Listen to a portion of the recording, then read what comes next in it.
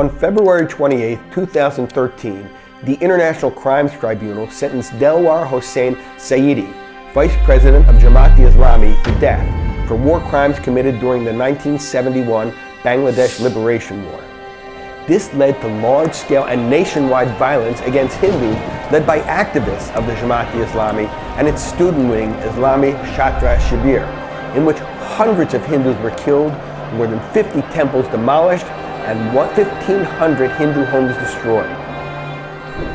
Now, a few months before that, in December 2012, Bangladeshi Home Minister Muhyiddin Khan Alamgir had questioned my right as a foreign citizen to raise the issue of the abduction of a 23-year-old Hindu woman, Eddie Biswas, from Bagarhat in southwestern Bangladesh.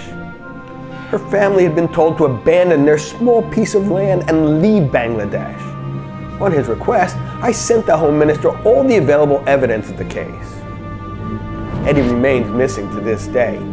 She was probably converted, raped, and maybe even murdered. It's unlikely that we will ever know what really became of her. Pakistan's 1951 census, the first taken after the large population transfers that accompanied partition, found Hindus to be about a third of the East Pakistani population. When Pakistan became Bangladesh in 1971, they were just under a fifth. 30 years later, less than a tenth, and today an estimated 1 in 15. All of this despite increasing movement of Bangladeshi Muslims into West Bengal, India. Apologists for the Bangladeshi establishment often say that, Hindus leave Bangladesh for India so they can find better matches for their children. But as someone who has spent several years working with refugees from Bangladesh, I can tell you that none of them ever said they left their home country for better marital prospects. The disappearance of Bangladesh's Hindus has come about through continuous human rights atrocities that regularly include murder, rape, including gang rape, child abduction, forced conversion, religious desecration, and more.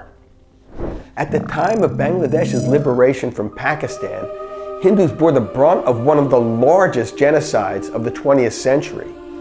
2.4 million Hindus were brutally killed, and most of Hindu-owned businesses were destroyed.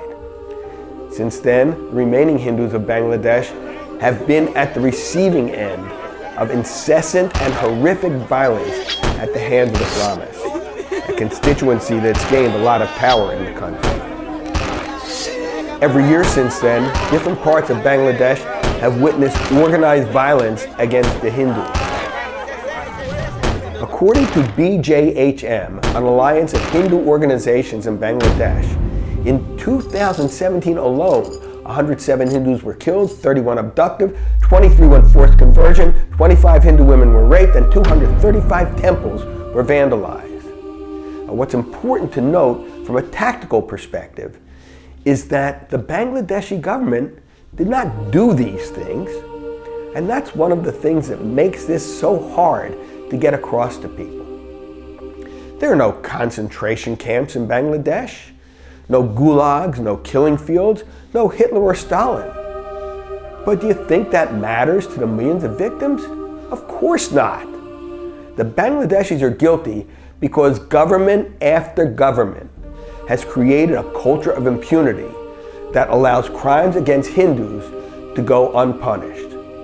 A country where you are likely to be killed if you voluntarily change your religion from Islam to something else, and your killer will not be punished for it.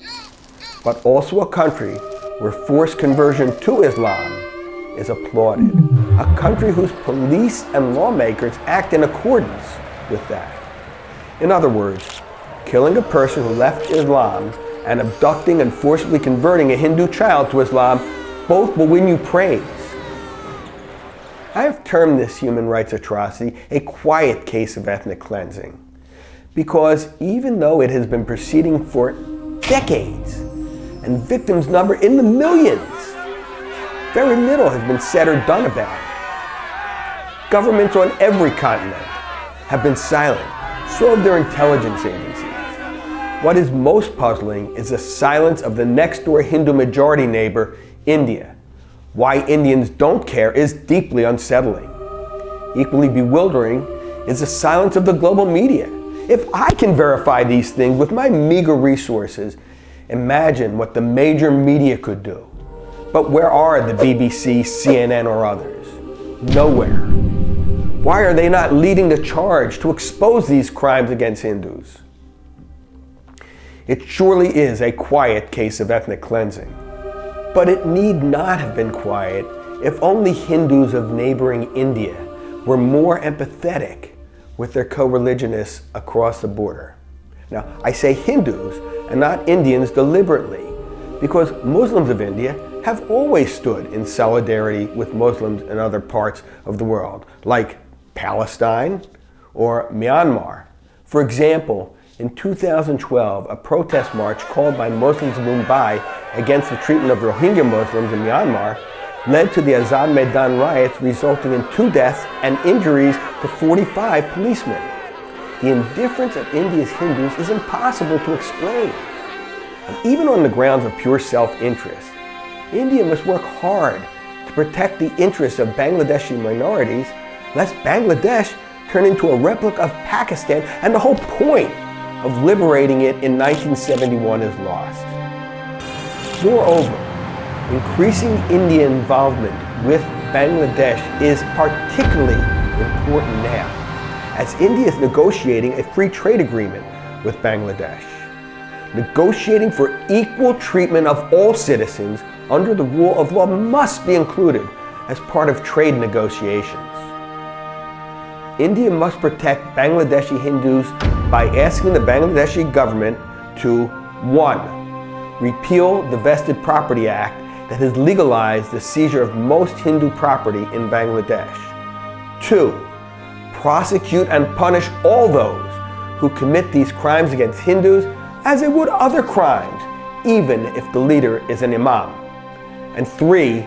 Sack any police or government employees who participate in cover-ups or in any way refuse to prosecute or punish the criminals.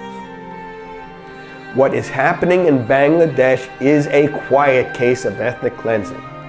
As people of the same blood, it is morally imperative on India's Hindus to raise their voice and force the political leadership of your country to take action. I am Richard Benkin for Upward.